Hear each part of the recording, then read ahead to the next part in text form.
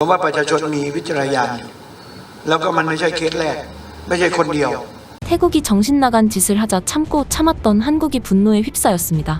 태국이 몇 달 전부터 한국 여행 금지를 뜻하는 밴 코리아 온라인 캠페인을 감정적으로 벌이기 시작하더니 급기야는 태국 여행사협회 부회장이라는 사람도 한국을 비하해 큰 논란을 빚었는데요.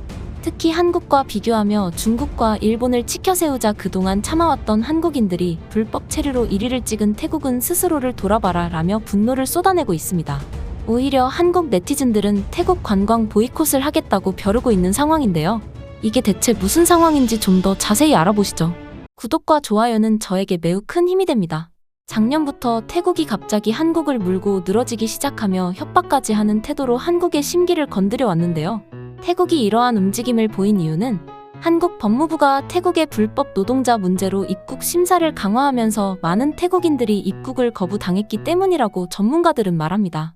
아직도 태국 SNS에는 한국 여행을 금지하자는 글과 한국인을 조롱하는 게시글들이 매일 수천 개가 게시되고 있는데요. 사태가 점점 심각해지자 결국 태국 총리까지 나서 국민의 분노를 진화해야 할 정도였죠. 하지만 태국인들의 협박과 조롱에도 한국 법무부는 아랑곳하지 않으며 불법 체류자를 거르기 위해 태국인의 심사가 여전히 까다로울 수밖에 없다라는 강경한 입장을 전하고 있습니다. 사실 한국 법무부가 이렇게까지 강경한 태도를 내세우는 데에는 다 그만한 이유가 있는데요. 실제로 자료 통계에 따르면 2019년에서 2024년까지 한국에 입국한 태국인 불법 체류자 수를 보았을 때 불과 5년 만에 20만 명 가까이 급증한 것을 볼 수 있습니다.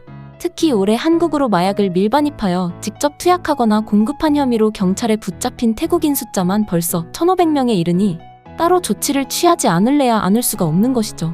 2018년에 한국으로 입국해 불법 체류자 신분으로 근무를 하고 있는 태국인 A씨는 지난 2020년부터 필로폰, 코케인 등을 상습적으로 투약하고 다른 한국인들에게 공급한 혐의로 붙잡혀 현재는 교도소에 수감되어 있는데요.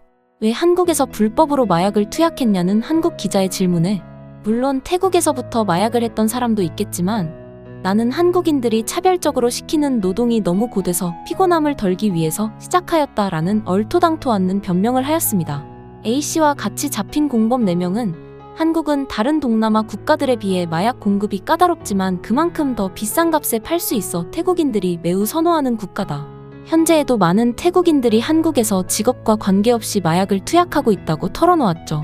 태국인들끼리만 약을 투약하면 별 문제가 되지 않겠지만 이걸 한국인들에게도 유통을 하고 있다는 것은 사회적으로 매우 큰 문제이며 충격적인 내용이 아닐 수가 없는데요. 따라서 법무부는 한국에서 마약 유통으로 적발되는 불법 체류자들은 영원히 한국 입국을 금지시키는 방안을 계획 중에 있으며 한국 시민들 역시 하루빨리 마약의 뿌리가 뽑힐 때까지 태국인들의 입국 불허를 계속해야 한다는 목소리를 높이고 있습니다. 한 한국 네티즌은 이러한 사태에 태국을 향해서 아니 불법 체류자로 한국에 와서 돈을 벌어가는 것도 모자라 온갖 범죄들을 저지르고 전세기를 타고 온 300명이 그대로 행방불명이 되는 나라인데 어째서 입국 심사가 불합리하다고 한국에 항의하는 것이냐며 속시원한 사이다를 날렸는데요. 그런데 최근 태국 국방부 차관이 말도 안 되는 소리를 늘어놓으며 한국을 상대로 엄포를 놓는 적반하장의 태도를 보여 태국과 한국 간의 갈등을 더욱 심화시키고 있습니다.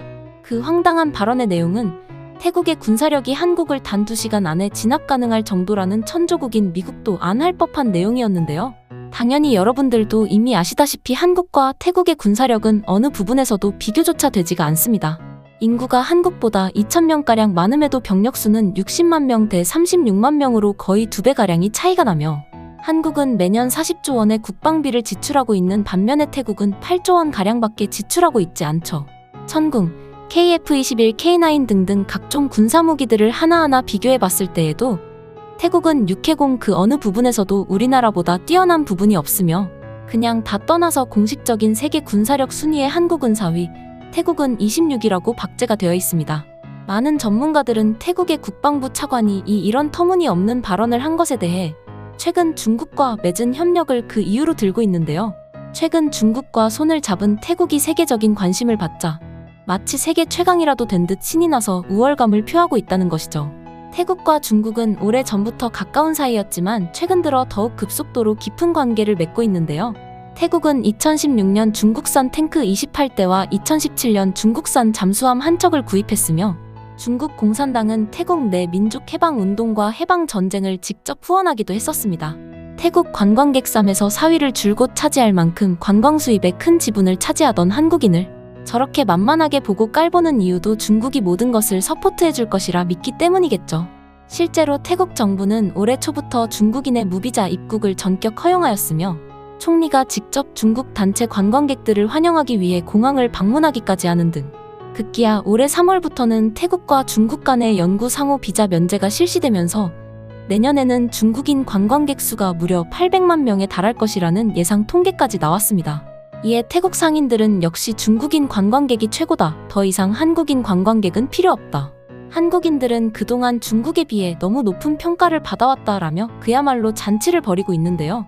태국 패텅탄 총리는 중국의 리창 총리와 깊은 유대감을 느꼈다면서 중국을 큰 형이라고까지 칭하며 친밀감을 드러냈습니다. 그러나 과연 이러한 희망들이 얼마나 갈까요?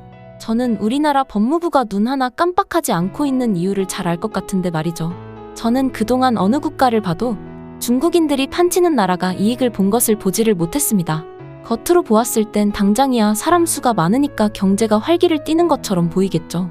하지만 시간이 지나 그 중국인들이 정착을 하면 어떻게 되는지 우리는 모두 봐왔습니다.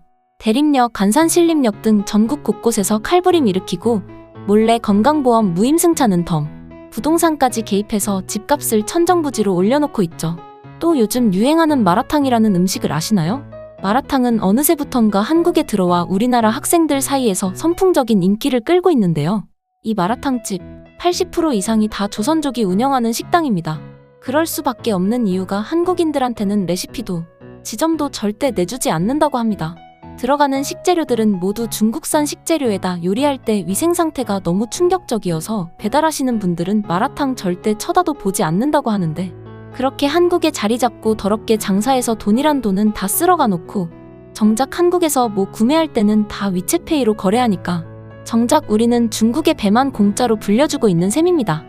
우리나라는 하루빨리 법을 개정해야 합니다. 그야말로 사회의 암덩어리 같은 존재들이 바로 중국인들이죠. 저는 이번 기회에 제발 태국이 한국에 존재하는 모든 중국인들을 다 빨아가줬었으면 좋겠습니다. 저희야 그래주면 땡큐가 아닌 떼땡큐죠. 아니 그냥 태국인들과 함께 중국인들까지 한꺼번에 추방해버렸으면 좋겠네요. 저도 앞으로 태국으로 여행 가는 일은 절대 없을 것 같습니다. 하루빨리 태국인들과 중국인들의 더러운 민낯이 낱낱이 밝혀져 국제사회의 정의가 실현되길 바라면서 오늘의 영상은 여기까지입니다. 항상 시청해주셔서 감사합니다. 구독과 좋아요 한 번씩만 더 부탁을 드리면서 이상 대한TV였습니다.